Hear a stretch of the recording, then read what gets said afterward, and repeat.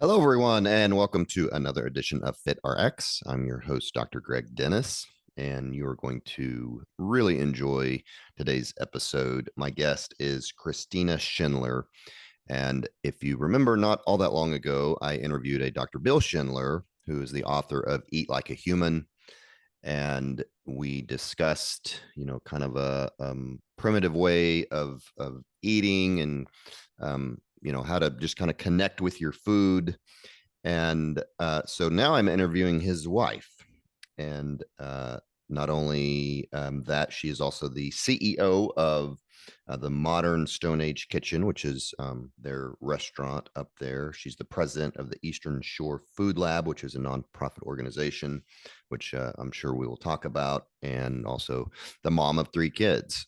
And so I'm just really excited to get her perspective on this way of eating, on this lifestyle. And when Dr. Bill came home and started talking about eating this way, and how she was able to take that and just incorporate it into the family and the kids. And so I'm sure she can give us some just practical advice on how we can do that with our families and everything. So just really excited to hear what she has to say. So, Christina, thanks for coming on the show.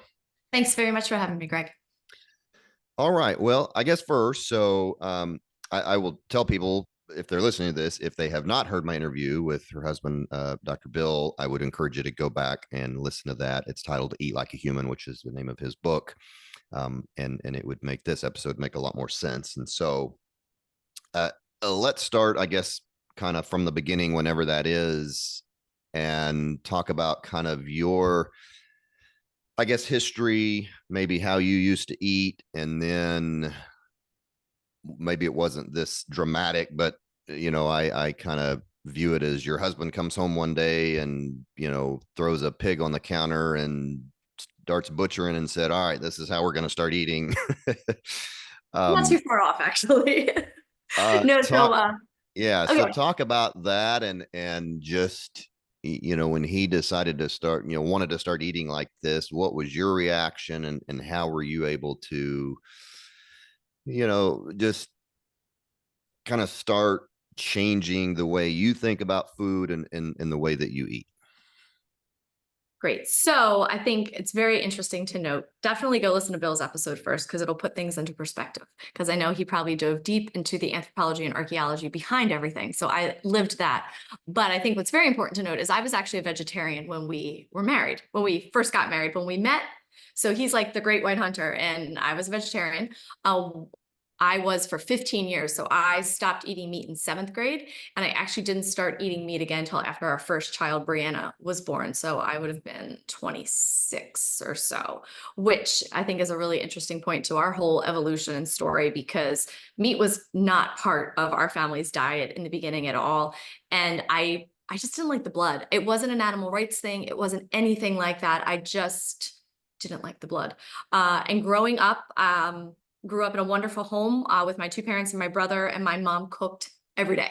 And there was a full-fledged meal on the table every day. Past, you had your meat, your starch, your veg, your carbs, your rolls, whatever it happened to be.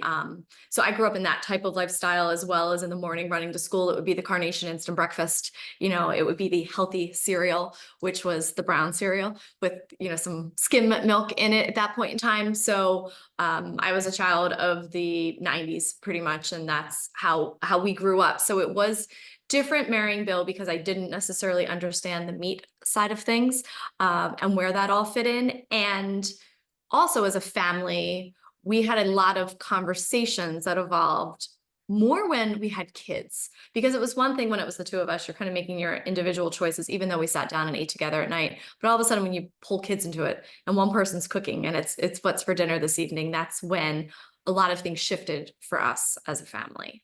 Uh, so he finished his dissertation, where this was interesting. He created a fish processing village in the middle of the Delaware River, up between Pennsylvania and New Jersey. And we lived there for 2 weeks. Our daughter was a year at the time. And literally, we ate fish. And at that point, I was eating fish. But It's the first, I can't believe I'm sharing this story. I don't think I've ever shared the story.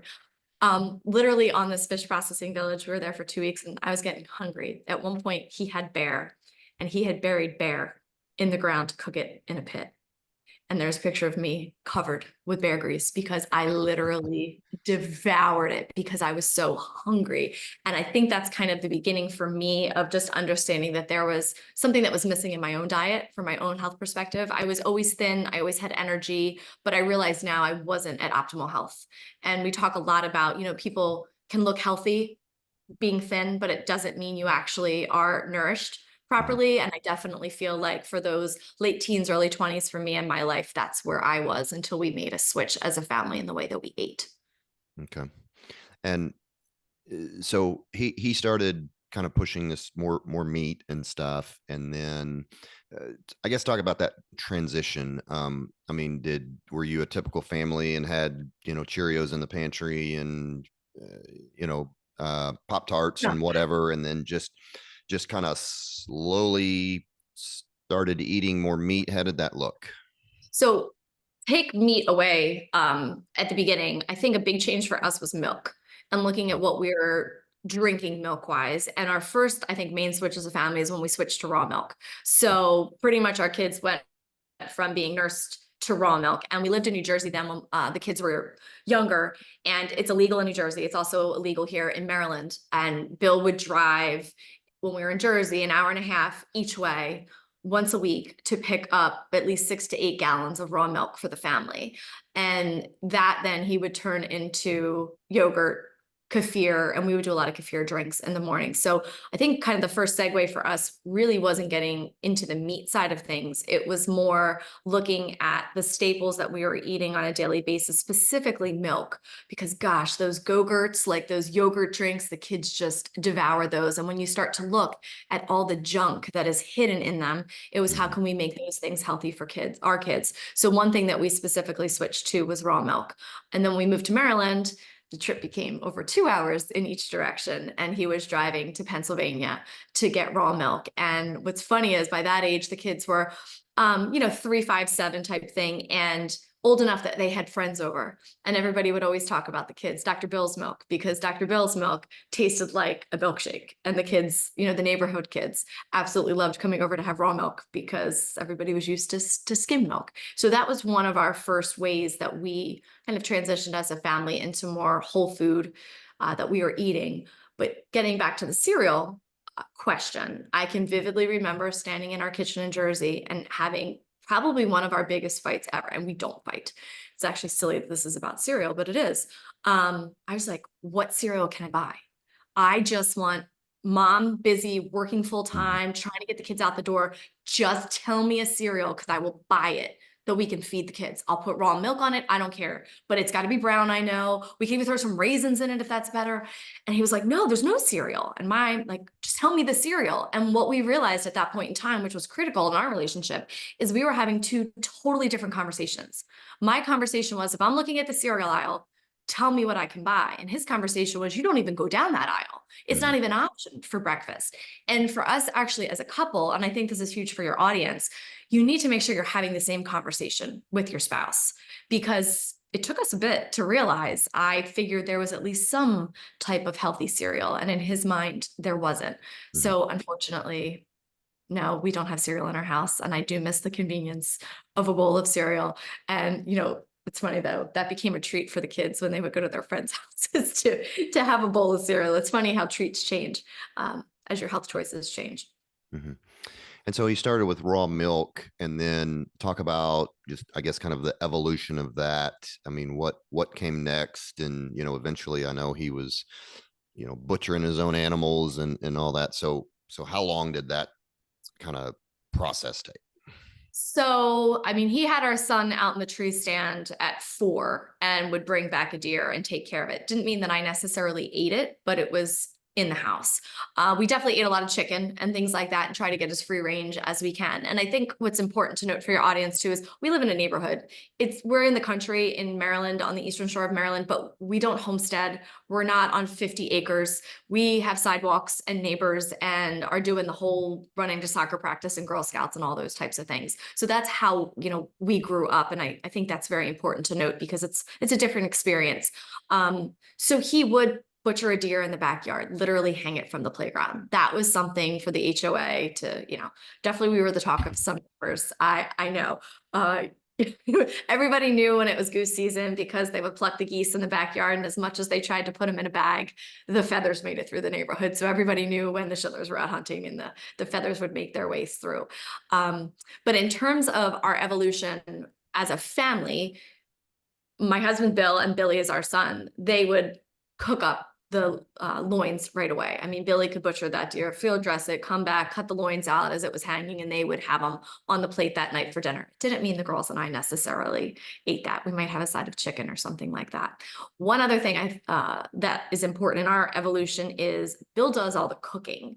I just do a great job cleaning, and that's how we kind of delegate tasks between husband and wife. So it wasn't an option that I was doing the cooking and he wanted to eat this way and was forcing me to cook this way, or something that I didn't know how or I needed to learn. He took the reins on it, and that definitely helped. And I think that definitely lessened any pressure points for us as a couple because he was the one who was making dinner in the evening and I made sure everything was, cleaned up and put in the dishwasher. So that worked out well.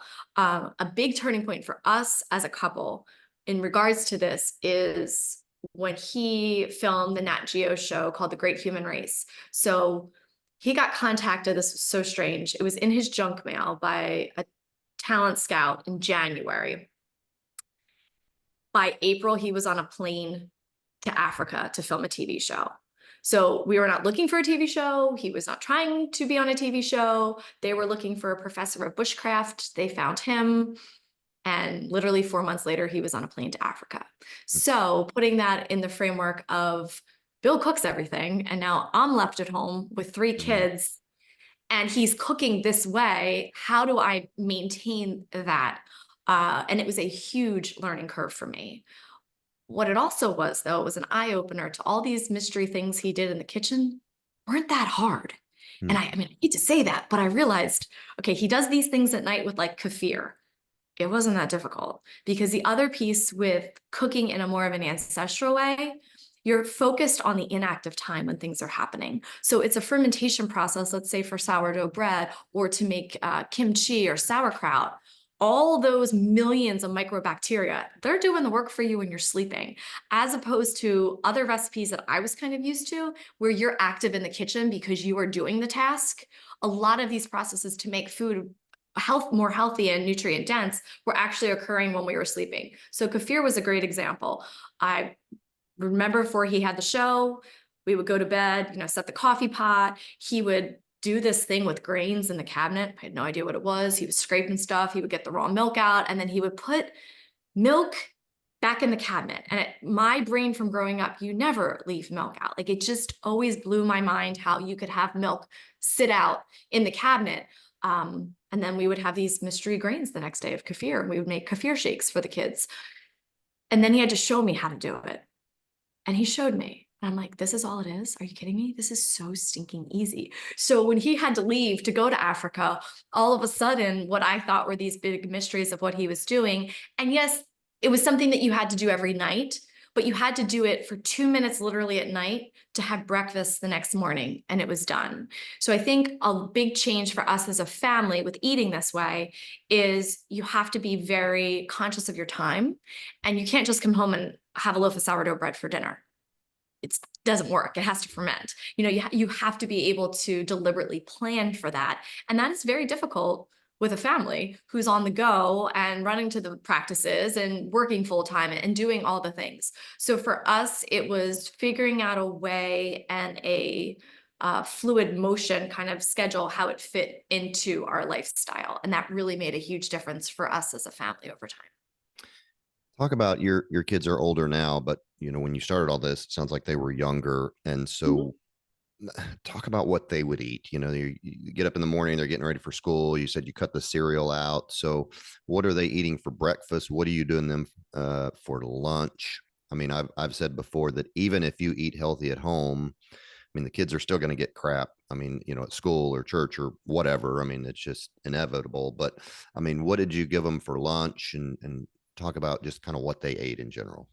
Sure. So in the beginning, totally transparent. They ate the dinosaur chicken nuggets. They ate the Kraft mac and cheese. They did probably till I'd say they were, well, our youngest, unfortunately, she didn't get really any of it, but till they were like under 5. And it's just we were busy and we didn't know any better. And Yeah. that's what it was. For breakfast, they would have often sourdough pancakes with maple syrup. That was always a very big one that they enjoyed. Scrambled eggs and cheese, bacon, try to get some protein in. But in the beginning, our focus wasn't really on protein. It was just getting real food into them. And that was good for starting off the day with breakfast. Lunch, we always had like the bento boxes. And the kids joke about it now. They're like, yeah, we were those kids at school that had the bento boxes. And, we weren't the cool kids that brought the chips in the package and the goldfish. I'm like, sorry, guys, you weren't. But the thing for us with those bento boxes as a family, it just was so easy because you just put, and I'm trying to think what we put, like they liked grapes. So yes, the kids ate fruit, but it was just all real food. Was it a cheese stick? Mm. Bill has been making a sourdough bread for them since I can remember. He wrote a blog post on it. I forget exactly the number, but if you replace the bread your kids eat every day in a sandwich, and you do that by 12 years of school, I mean, the impact that you can make on their health just by simply switching out the bread is monumental. So they would always have a sandwich. There was a veg, there was a crunch. So as much as the kids didn't like it, sometimes we would make our own potato chips. Or then we would try to find healthy tortilla chips, something like that. And at this point in time, we were not aware of seed oils. We were not aware of frying in animal fat. It's been an evolution. And I Mhm. think everyone listening to this needs to realize this and give yourself some grace. Pick one thing at a time Mhm. and try to cross it off and make a change, because every time you turn around, there's something else you have to worry about. And it's exhausting. And one year, Bill decided, and I'm not kidding, he was going to make everything from scratch for the kids' lunches, for us, period, to eat. Mhm. And he did. And it was the most stressful year of Mhm. our marriage, without a doubt. So there has to be a balance between, I wouldn't have known this term then, I don't think, to talk about mental health, but the mental health that goes along with food, as well as your actual like nourishing biological health. Because as nourished as we were with the food, the stress at the dinner table was, it wasn't what I would want raising the kids. Mhm. Mhm. Okay. Um, give us some, I guess, and I think I asked him this as well, but for me personally, I love the idea of eating this way, certainly eating whole foods, and I stress, more protein and all that, but it's hard, just day to day, it's hard. I'm a single dad, I have kids, and I'm running them everywhere. And, um, we're many times having to eat out. And of course, they're eating school lunches a lot of the times. And, I mean, I get it. Like and I preach this stuff, and it's difficult for me. So uh, I guess give us some practical tips on how to start. I mean, you alluded to it some, but I mean, what are some, like, maybe first things to cut out, and then some just steps we can take to incorporate more of this lifestyle for ourselves individually, but then our kids and, like, for the family. So I think one of the big things is to first look at what you eat. I mean, really think about what you eat all the time. It could be something as simple as your cup of coffee in the morning, and what are you putting in it? If you're putting pumpkin spice latte right now in that as a creamer, like read that and look at it. Mhm. Make a switch. Put in whole heavy cream. Think about the things that you yourself are eating every day and what can make a difference. And then look at what your kids are eating. Like I shared earlier, if it is a sandwich, think about the bread that you're putting that on. Is there a healthier option? The one big thing about sourdough is we do have a sourdough bakery here, and I caution people when they go out and they buy sourdough is to actually read the label on it, because there is no FDA regulation on what you can call sourdough. So if you pick up a bag of, let's just say Hanover sourdough pretzels, because everybody knows the hard pretzel, if you flip it over and read the back of it, there's acid in it. And what that does is it's essentially shortcutting the sourdough, that fermentation process, and speeding it up to give you a sour taste, but the grains haven't been transformed at all. So I encourage you even, and this is where it's so frustrating as a parent, it's like, okay, I know the kids maybe should have sourdough bread, and then I go to buy sourdough and it's not even real sourdough. Like, Mm, holy, where the heck yeah. can I actually have a trusted person? So that's where I think, finding a baker or somebody local who actually is going through a true long fermented wild sourdough process is really important. And it's also so frustrating as a parent because you feel like you finally got a little bit of an answer and you go to find that source and then you realize that something else has been bastardized in the process. And that's a frustrating one. So I would look at one first, what are you eating, and try to make a switch. The other one is, I mean, clearly, I think it goes without saying, cutting out the dyes and the processed sugar as much as possible. Remember, you are in control of your grocery cart. What goes in there is completely up to you and your wallet and your paycheck. And you have to remember that. So, I mean, one thing for us was it just didn't come in the house.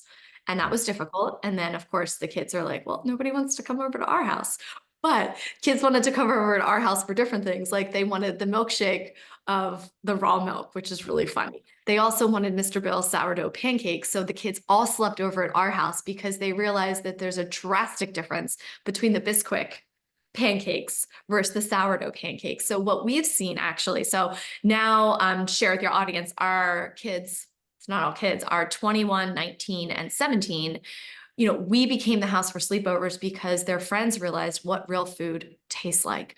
mm, We ended up building a bread oven in our backyard that we would bake bread out of, but also pizzas. The kids come to our house for real pizza. They're like, nothing tastes like Mr. Bill's pizza. So part of it too is an education, I think, as our kids evolve and age, of what real food tastes like, as well as how it makes them feel.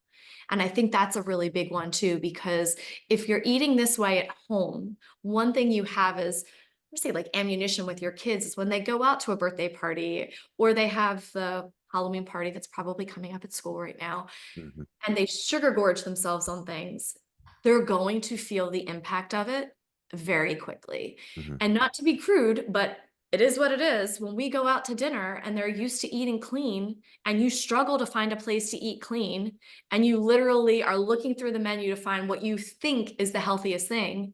And when you get home, everybody's running to the bathroom. I mean, it's like a joke in our house, like, who mhm, lost dinner? Like, there goes $150 literally down the drain.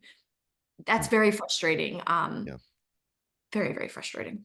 So I'm assuming growing up, your kids, I mean, it sounds like, they were way healthier than most, but I mean, they probably still at Halloween, I mean, they would have their candy over at a friend's house. They would have a Dr. Pepper. I mean, did they do that?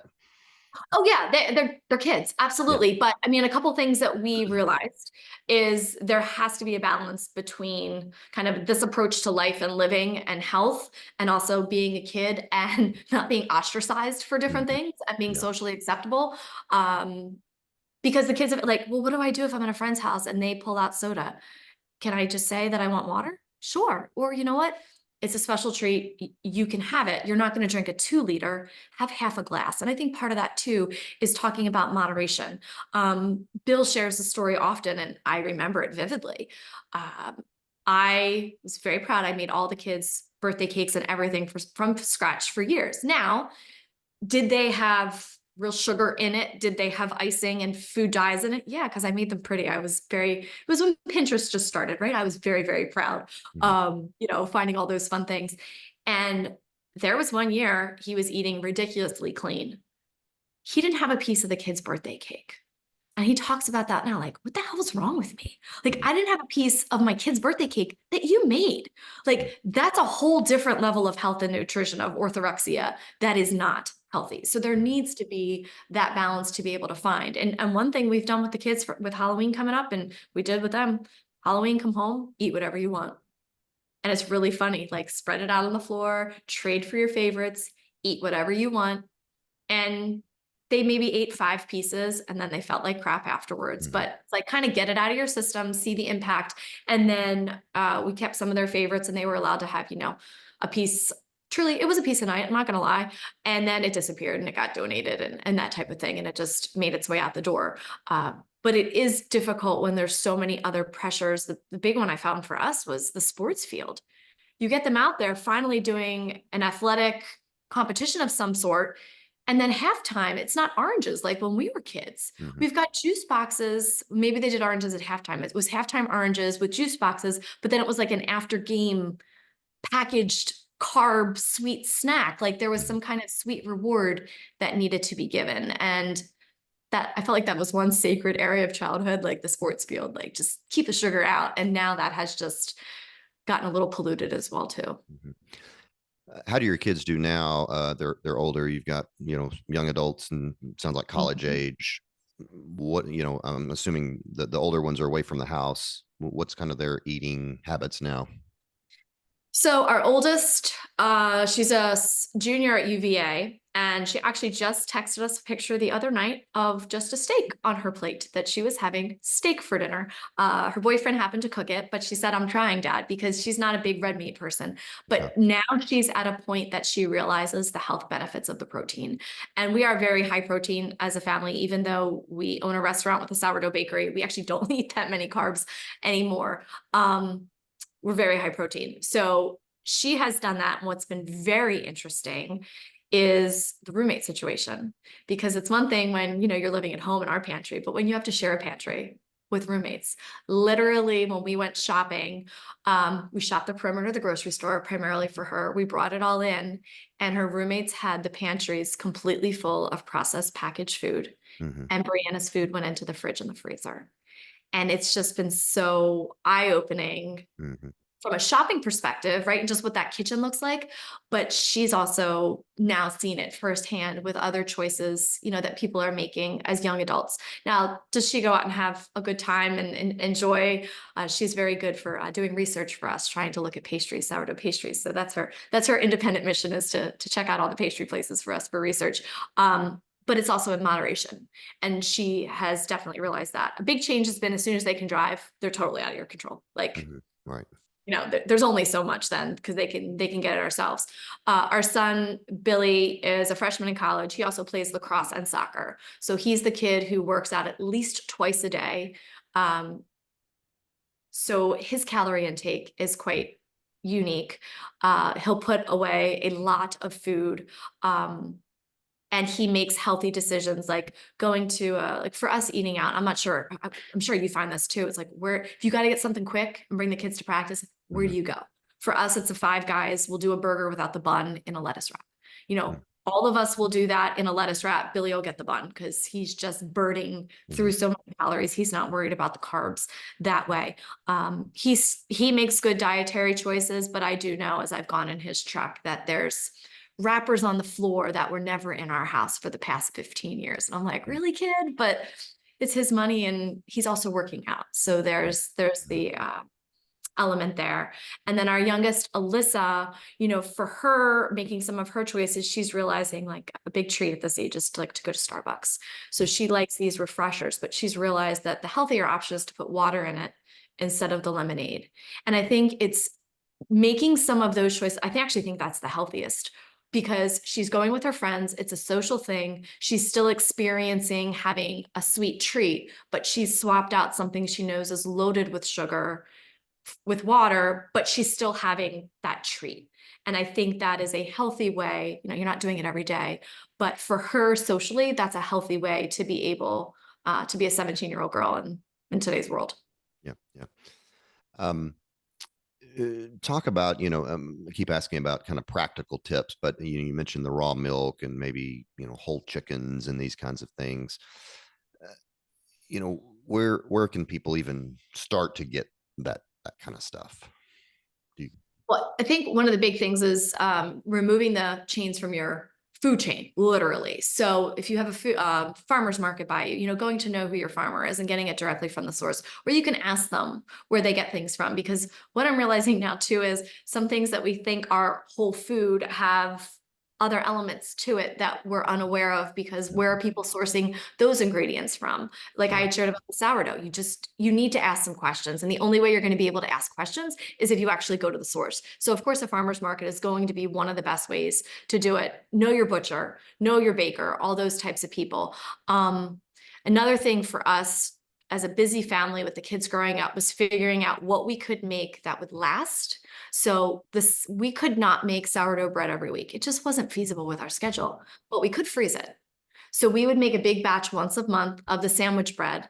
We would slice it, and we would slice it. You don't need a bread slicer. We actually from Kohl's would get like the deli slicer. I think it was $60. And literally we would slice the bread on the deli slicer. And then we bought those plastic like sandwich containers with the end that would snap on. And we would put those in the freezer. And when we would make the kids' lunches at night, we would pull out 2 pieces of frozen bread, put on homemade mayonnaise, put on whatever the lunch meat and the cheese was type thing, literally frozen bread, and put it in the fridge in their bento box wrapped up. It was totally thawed and ready to go for lunch the next day. Like that was a huge game saver for us from a time perspective. And then they were getting the healthy food. Another big one we would do is fermented carrots. How many people out there, they cut their carrots for their kids every morning and they stick it in, their lunch. Mhm. And even if you do it at the beginning of the week and you cut your carrots for the whole week, about Thursday and Friday, those things are really funky and your kids are not eating them. Mhm. But if you ferment the carrots on Sunday night, actually, if you ferment the carrots Friday night, it gives you enough time Monday that they're ready and they're going to last the entire week, and you're going to maximize the nutrients in them. And the kids really like the extra kind of tartness of the carrots. So our kids always had fermented carrots in their lunch, and their friends would fight over, the fermented Mhm. carrots, which is a funny one. So I think sometimes packing a lunch can be a complete and total time suck and drain and just exhausting. It's like, oh, I gotta pack the kids' lunch. So Mhm. if you could preempt some of those things and do it ahead of time and have it last longer so the kids actually eat it, that really helps as well too. Mhm. Um, and this is more kind of a personal question, because one of the things I struggle with is sides. Meat for me is pretty easy. Yeah. I can cook steak, chicken, whatever, and I'm thinking more like dinners here and stuff. But um, I feel like if I just eat meat or maybe a little bit of a salad with it or whatever, I don't get filled up.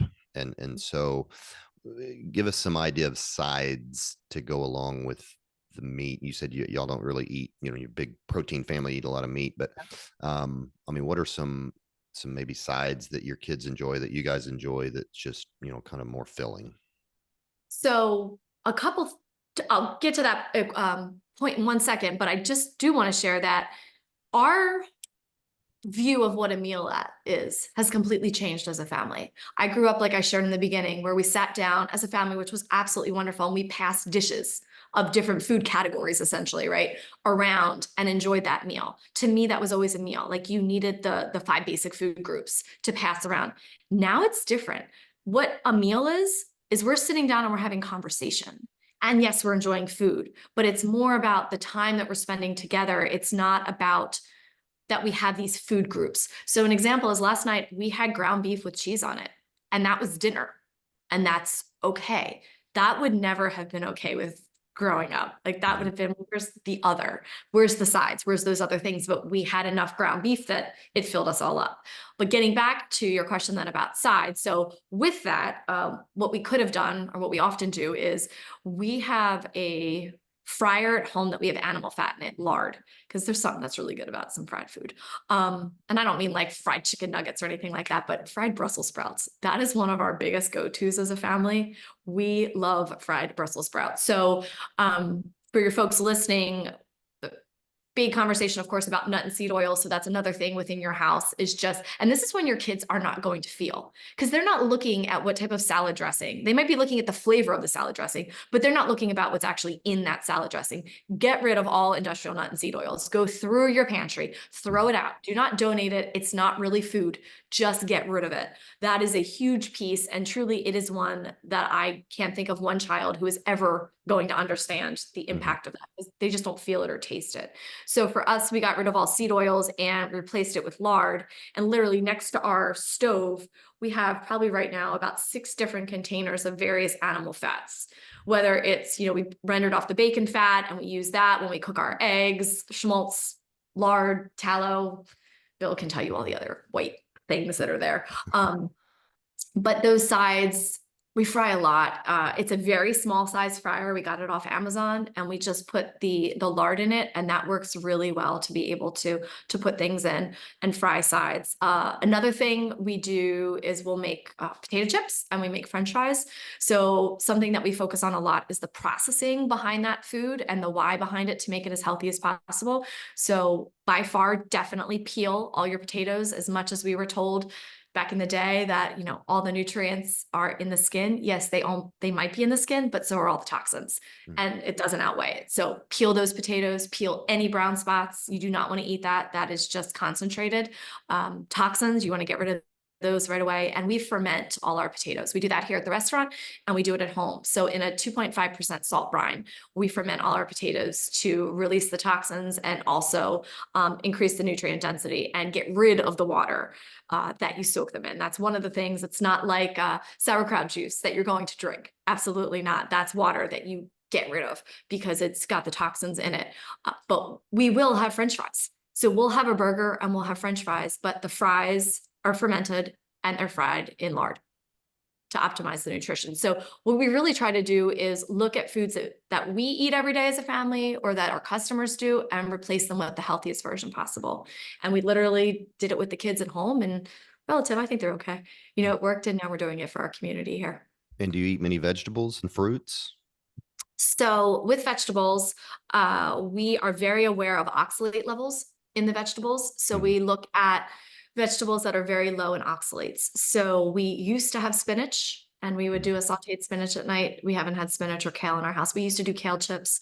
Again, so it's so frustrating because you think you're being healthy. Like, Mhm. okay, I'm feeding my kids kale, like baked kale. Are you kidding me? And now I'm being told that's not healthy, and I'm poisoning them with oxalates. Like, what? So we've made switches that way. Definitely, we've made a lot of switches that way. Bill has a very strong sensitivity to oxalates. I don't feel it as much, but he drastically does. And it's made a huge difference in his own physical health. I can't say that the kids had enough to be able to make a difference. So veg-wise, we look at things that are low in oxalates that also are seasonal. So just coming into the fall season now, butternut squash with fermented butter and local maple syrup is like the best. Mhm. That type of thing that we would do with a side of a steak or chicken or something like that. Okay. Okay. And fruit, we So do fruit, but we don't do, I mean, I remember the kids, we used to have bananas just sitting on the counter and apples. We don't do it as much. It's more berries. It's more grab and go to be able to put into a yogurt, things like that we do as well. okay. How do you feel eating this way has impacted your own health? Especially starting off being a vegetarian, and how do you feel now at your age? What kind of impact do you think this has had on you personally? I think a huge one is my energy level, and it's difficult to pinpoint it to diet versus where you are at the age of raising kids and just being mentally, and physically drained. But I just feel like getting up in the morning, I have so much more energy and I'm sustained throughout the day. I also don't have those cravings that I remember. So I'm a former educator, and I can just remember, walking into the teacher's lounge, and there's just always stuff on the table and just feeling the need to snack. And was I hungry? Was I not hungry? But just always like that doesn't happen anymore. I mean, we pretty much intermittent fast and we don't eat anything. Bill and I split a meat lover's omelet every day with a side of bacon and a side of sausage here at the restaurant. That's like our thing. So we split our omelet at 11 because breakfast closes at 11, or we would probably push it till after 12. But that idea of snacking, and I'm around food literally all day long, doesn't happen anymore. And I think it's interesting because I'm around healthy food, it doesn't happen. But when I was around the cakes and the cookies and everything Mhm. that was on the tea, absolutely. Like it's that self-fulfilling. You just had that hankering and the snacking. So that has been a huge difference for me. Yeah. Okay. Very good. Uh, so we talked briefly when I interviewed Bill about the restaurant, but tell us a little bit more, I guess, if you will, about the restaurant. It's called the Modern Stone Age Kitchen. Just kind of talk about that a minute. Yep. So we own a restaurant, which Bill and I said we would never, ever, ever do. We met in a restaurant in Princeton when we were both in college. And he was a professor and I was a supervisor of special education. We were very happy and content in our two income families and education world. And COVID hit. So during that time, Bill was at Washington College, and he had created a nonprofit called the Eastern Shore Food Lab. And when COVID hit and everybody, went home student wise, it was like, well, what the heck can we do to be relevant? And at that point, he was teaching sourdough classes. He was teaching classes to students in the community about how to eat in this approach ancestrally. And we knew we had a lot of flour, and the social action committee in town here was giving out bags of food to people in need. And we saw it was like white wonder bread. And he's like, well, at least I can make sourdough and we could donate that. So our oldest, Brianna, was 16 at the time, and she was bored in online school. So she's like, Dad, I'll come up with you. So they would bake between 80 and 100 loaves of sourdough bread a week and donate it to the social action committee. And then the flour ran out. And Brianna, again, was still bored in online school. And before he had the food lab here for the students, they were always at our house. So literally down our basement at home, we had put together a commercial kitchen. It was not certified commercial, but from restaurants that have gone out of business, we literally had the oven and the 3-basin sink with the dish. Like, we had the whole thing because we had students at our house all the time. So she's like, can I start a sourdough business from the basement and then our wood-fired oven in the backyard? And we're like, sure. I mean, it's the middle of COVID, right? So this was Easter of 2020, like the heart of the beginning. And she put samples out. She made Rise by Brianna and put out samples to our neighbors. And it was Easter of 2020, and she got 8 orders the first week, and we did deliveries on the Saturday, and she had her permit, so we would drive. And then Facebook word of mouth at that point in time, it took off and literally exploded, took off. We got in a farmer's market. Bill's book sold. I left my job July 1 then as a supervisor of special education to focus on this, because we talked about, okay, maybe this is going to go somewhere. Like, maybe there's a need. Like, we see the community is literally hungry for real food. Let's see what happens. So I left, and when things opened up, we brought Rise into here, his food lab, and we tried to make it work with the college, but it was just very difficult. So we took a huge gamble as a family, and Bill left his tenure track position the following July. And then since then, we are so much more than bread. So literally his book, Eat Like a Human, is what we've built the restaurant on. It is our Bible, essentially. And there's 75 recipes in that book. Gosh knows how many recipes we have now. But literally the entire sourdough chapter 4, is what we do in the bakery. It is the heart of everything here. So we have slowly evolved into putting that book into practice. So we have a full sourdough bakery, and I'm sitting on the 2nd floor right now in our nonprofit. Downstairs, we have 25 employees. So in 3 years, we went from our house and our 16-year-old daughter starting a business to 25 employees. We have a bed and breakfast next door. We have a resident internship program. We run another building behind us with a market.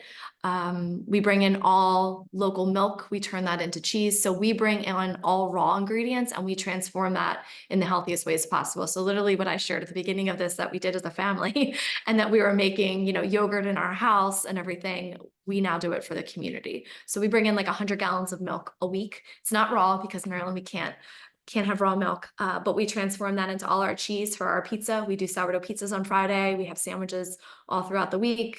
Local eggs. We fry in lard. We don't use any industrial nut or seed oils. We don't use any refined sweeteners. All our grains go through a sourdough process. So whether it's a chocolate chip cookie or whether it's a croissant or a loaf of bread, everything goes through a wild fermentation sourdough process. We nose to tail butcher everything. So we make all our bacon, our sausage, all our lunch meats. So literally we make everything that's here. So when people ask like, why don't you have a Waldorf salad? Well, because we haven't made blue cheese yet, because that takes a really long time. So literally our menu is dependent on what we physically can make in our space. So it's funny how things have evolved. Yeah, very interesting. So what is obviously y'all are doing well, but the community, the people that go in to eat, do they go there because they're trying to eat healthy? Do they just have, through word of mouth, have they just heard this food's really good, and so they go there for that? Because most people, we care about the health aspect of it, but that's not the majority of people out there, especially here in the Midwest. They just want to go eat somewhere, and they want a restaurant that tastes good. Is that more of it? Is that you just got the reputation, hey, this is good food, and that's why they go? Or are they seeking the health benefits? We are now at a point that people are literally taking trips to come here to eat, and they're staying. They're having multiple meals with us. They're grocery shopping with us. They're having the entire experience, and then they're going home, and then we're shipping them food afterwards. Um, people are people like in town. First it was just another option for lunch, which was great, and then we had to educate the people on the why behind it. We do have people who are visiting that randomly, will come in, and again, they're just looking for breakfast or lunch, and they don't necessarily understand the why behind it. We've had a lot of people who will take a bite of a sandwich, they're like, wow, this is what roast beef is supposed to taste like, Mm. yeah, when it's real, like this is what real food is. We've now been open for 3 years, and what's interesting is we have seen the physical transformation of some of our customers physically as they walk through the door, who have just slimmed down and they'll eat with us, they'll buy bread with us, they'll buy our peanut butter, they'll buy our ketchup and our mayonnaise and all those types of things. And now they're seeing the health benefits at home as well. That is really exciting and really encouraging. But we do have people that follow us online, like, I've been following you, and I'm coming down for a weekend, and I can't wait to eat with you, and I'm coming for pizza on Friday night, and then I'm going to be there for Saturday, and they do the whole thing.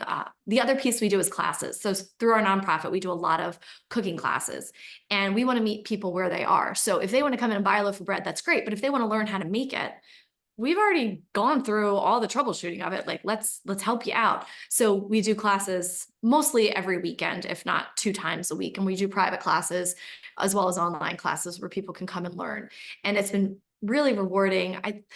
Out of the hundreds of people, I know of 7 people right now that have never made or never bought a loaf of store-bought bread after they took one of our sourdough classes, which I know that doesn't sound like a huge number at all, but in the grand scheme of people being busy, that's humongous, because they've made a commitment. They wanted to come, they wanted to learn, they learned how, and now they've never had to buy bread.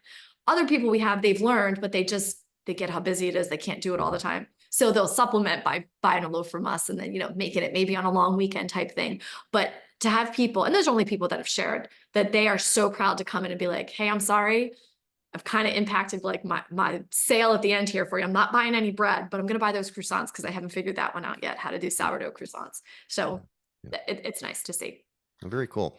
So you've mentioned it. Talk, I guess, a little bit more about the nonprofit, Eastern Shore Food Lab. So, like, you talked So a little bit that about what is you our do. So. research and education arm. So in terms of research, we were just in the Republic of Georgia this summer doing research on traditional cheeseways in Georgia, as well as a bread called a cacio that they make. It's kind of like their version of a pizza. It's the bread cheese combination they do in the Republic of Georgia, as well as fermented wine. So Georgia is where wine originated. So it was very fun research to do. But the nice thing is we go out, we do this research, and then we come back and we put it into play in a traditional modern sense. So one thing, we have a full liquor license here, but we only have certain types of alcohol, and we will only serve certain alcohol. So when it comes to wine, we import Georgian wine now because it's naturally fermented in the ground in a quervy, and get these numbers right. In the US, you can have 74 additives into a bottle of wine that do not have to be on the label. And in Europe, I think it's like 55 or something like that. This is all wild, naturally fermented wine. And I'm not sure about you if you drink wine or anything, but Bill and I enjoy a glass of red wine in the evening. And we were realizing we were getting headaches. Like, it's the good old catch, like, oh, we're getting old, I guess we can't drink wine anymore. Well, we're Mhm. getting old, but also it's all the stuff that's put into it. Mhm. So we've switched now to Georgian wine, and those headaches have disappeared. And it's actually been very interesting to see how many people are now coming in for the Georgian wine, and they've been able to say the same exact thing. So we do a lot of the research, that type of thing, but we also do internship opportunities for people. So whether they're local and they want to come in and essentially stage, that's a word like in the restaurant industry where you come and you learn. And kind of are an employee, and you learn all the elements. But we also do residential. So we have people who fly in and will stay with us for extended periods of time, and we create a customized program for them for whatever they want to learn. So as I shared, we do all the pieces, from butchering to cheese making to fermented dairy to sourdough bread to fermented vegetables. Literally every food category we hit on, so they can create a customized program for what they want to do. And we just had someone from Oklahoma, Mhm. and she actually got engaged when she was out here, which her boyfriend came out, which I just think speaks to the experience out here, that it was such a special place for her that he would propose, in Right. our Yeah. cute little town. So Yeah. Yeah. So we have those pieces as well, where we put people up and then give them room and board, and they get Yeah. to create a customized program. Very nice. Tell me, because I don't know if I listed this when I interviewed Bill, but how can people find out more about the nonprofit? So it's very timely because we are in the middle of streamlining everything. So it's all going to fall under the umbrella of Modern Stone Age. Mhm. And now it'll be the Modern Stone Age Food Lab now, the Modern Stone Age Kitchen, and those types of things. It's the website is not completely unveiled yet. So in the meantime, you can go to Eat Like a Human to get all the educational information. And that's also the name of Bill's book. If you order the book there, you can get an autographed copy as opposed to good old, Amazon. And he also does narrate it on Audible. So that's nice too, to be able to hear the actual author narrating his own book, and all the recipes are in there as well. And then modernstoneagekitchen.com is the restaurant. And there's information on there because we ship our non-refrigerated products now all over the country. So if somebody does need some sourdough bread, we're your go-to for that one as well. Yeah. Yeah. And of course, you can follow us on social at Modern Stone Age Kitchen, at Dr. Bill Schindler, and at ES Food Lab for Eastern Shore Food Lab. But we will be streamlining those things shortly All within the right. next. Well, very good. That's a lot of information, and always just very kind of motivating for me. I mean, I do pretty good, but there's definitely areas that I can clean up, and definitely for my kids, and that's where I'm more interested, is how to incorporate this, at least somewhat, this kind of lifestyle, for my kids, and that's just where I find all the challenges. It's just difficult in today's world. Going back to the kids, oh, it definitely is. It's a never ending battle. I remember there was a phase, I'm going to call it a phase because it was, I think I get it right, Jessica Seinfeld, Jerry Seinfeld's wife. I think that was her Mhm. name. Do you remember she came out with it was a cookbook for kids. I can still see the cover of it. It was kind of pink, and it was all about the idea of hiding these foods in food. So like Mhm. pureeing up the spinach and then adding it to the brownie mix. And we went down that bandwagon for a bit and tried to do that. And what we realized is we need to give our kids some confidence, and they need to know what's in their food, because Mhm. if we start hiding things, that's exactly what we're pissed off about that Mhm. big business was doing, because they're hiding all that junk in there. So why would we want to hide the healthy things in there? Mhm. And that was a big one for us as a couple and as parents, because wait a minute, forget this, like, let's tell them what's in it. Let's not hide the stuff, because we're just propagating the same thing that we're pissed off about in a healthy way, which isn't true. So I remember doing that and trying to hide it. And now we're just very honest with the kids.